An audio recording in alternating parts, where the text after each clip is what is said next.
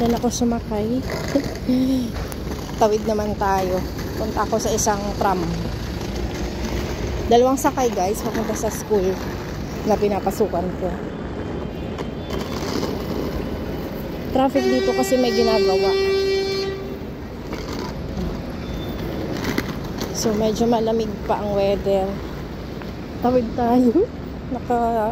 Ayan. Stop. From sa bahay hanggang dito sa school, kulang ng 1 hour.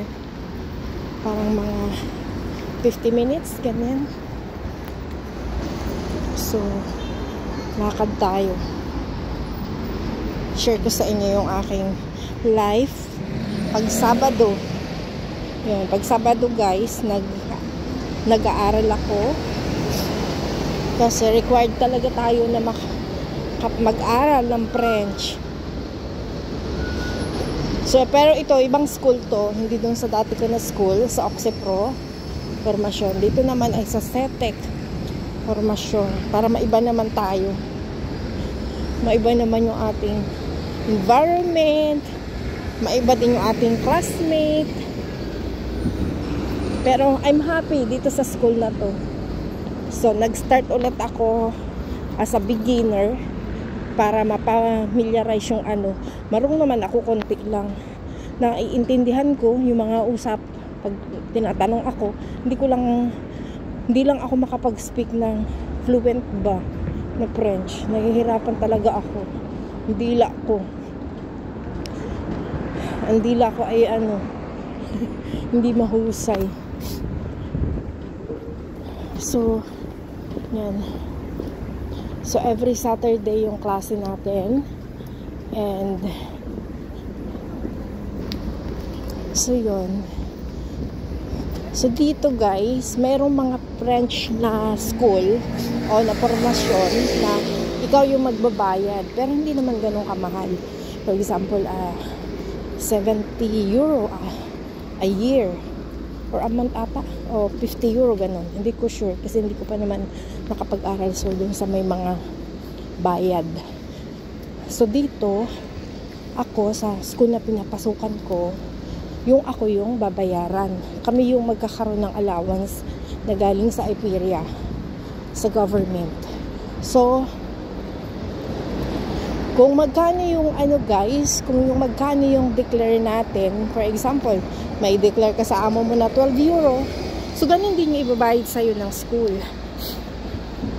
12 euro din per hour. So kung maghapon ka, 7 hours, so yes, 7 hours. So yun yung babayaran sa'yo. Di 12 times 7, ganyan. So yun yung babayaran. Tapos, meron pa kayong food allowance tsaka transport allowance. So, yung kagandahan dito, pag nag-aral ka, ito naman ay para lang sa may mga declare na trabaho. Kung may mga employer ka, may employer ka na nag-declare sa'yo, so, kasi requirement yung payslip sa pag-enroll. Pero not bad na, diba? Kasi, mag-aaral ka, libre, matututo ka, libre na yung pag-aaral mo, meron ka pang allowance, matuto ka pa. So, ayan. Kung andito ka na sa France, you can message me kung interested ka na mag-enroll. Nakikita nyo naman na yan sa mga vlog ko dati. Ito, line 8 pala kami. Pero dito ako sasakay sa tram. Papunta doon sa kabila. So, noong unang punta ko dito guys, ako naliligaw. Parang feeling ko ang layo-layo. Pero ngayon na, alam ko na. Malapit na lang. Yan, dito ako bababa. Sa John Mullen. Yan.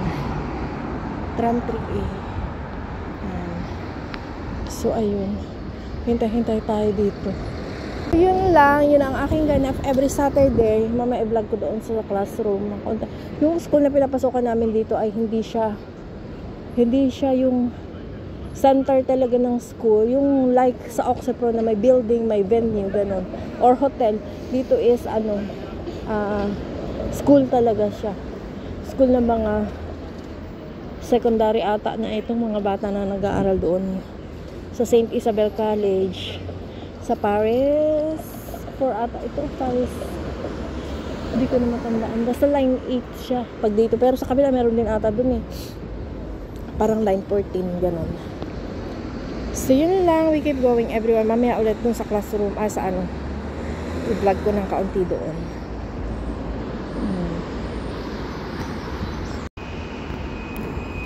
Ayan, ako ay late. Tawid na tayo. Kahit naka-stop. Ako ay late guys.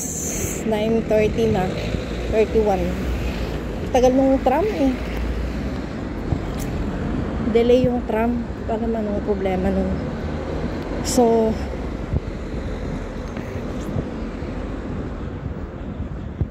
malapit na lang naman. Mga 4 minutes walk. Ando na yung mga classmate ko daw. So, ito yung way ko na ngayon. Papunta ng school. Tawid tayo. Tawid-tawid lang eh. Kahit saan tumawid lang eh, no? Kahit hindi sa pedestrian.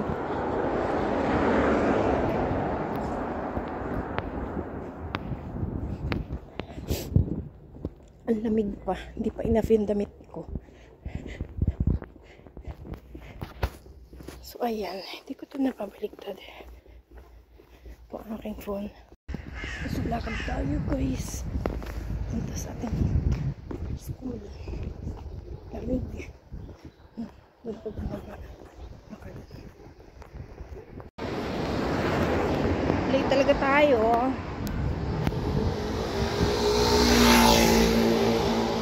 Ito, malaking pag-andal-dal ko ngayon. Tama. Kasi may baon akong kanin. Tsaka ulam. Tubig. Nagbaon ako. Pero magutom. Nakakapagod mag-aral guys. Sumasaktang ulo ko. Hindi na kumbaga na yung mga brain cell ko. Yan.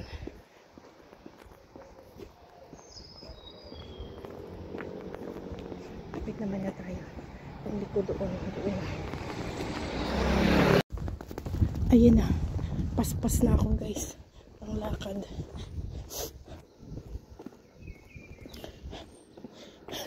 Paspas ay. Kasi late na nga ako. Hoy, tara na. Hindi ka pa papasok. Nasaan na sila? Si Gio? Sige. Oo. Una na ako. Ito yung aming school.